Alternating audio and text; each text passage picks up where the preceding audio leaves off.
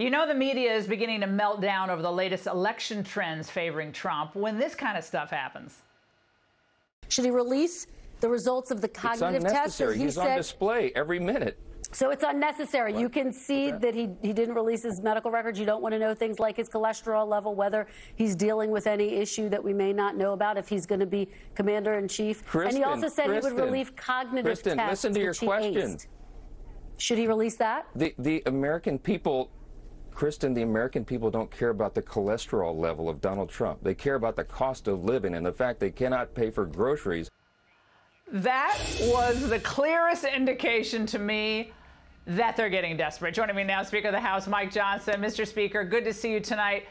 Now, how often, pray tell, do your Louisiana constituents ask you about the president's cholesterol level? Oh, let's just talk about the good cholesterol versus the bad cholesterol, LDL versus H. This is embarrassing. It is embarrassing, and it would be comical if it were not so serious, Laura. The broadcast news stations ought to be required to file paperwork now. They're giving in-kind contributions with all their airtime for the Kamala Harris campaign. They're trying to prop her up, and of course they're trying to diminish our nominee, Donald Trump. And it's absurd. I've been on the Sunday shows the last couple of weekends, Laura. I did CBS, ABC, NBC.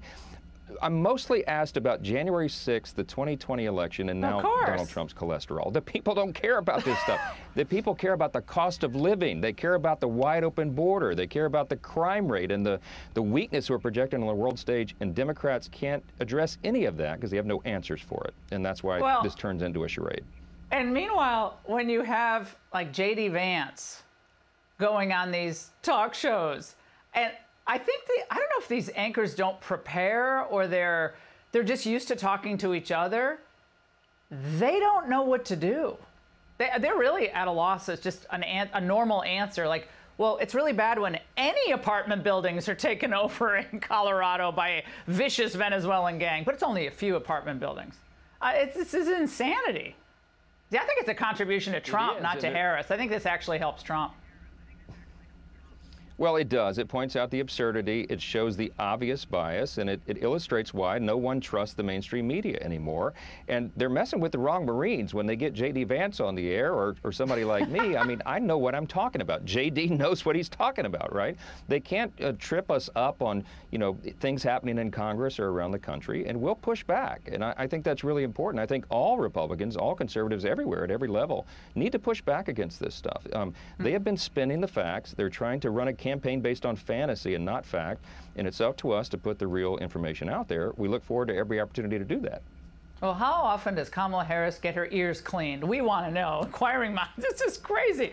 All right, it looks like, though, from now, Mr. Speaker, until election night, it is going to be one giant fear-mongering exercise, including this. His rhetoric is only getting darker and more dangerous, and it might just be working. Secrecy, shame, silence, danger, even death. That's where Donald Trump has left women today. I didn't know that he was going to schedule a rally at Madison Square Garden to mimic the Nazi rally of 10 February 1939. They have promised military roundup. They've promised the gates of hell will rain on the enemies. Speaker Johnson, that's all they got. It's kind of Nazi Germany and dictatorship, and they said that last time, and we had a great economy, and people were really optimistic. What happened to the campaign of joy? That lasted about a week.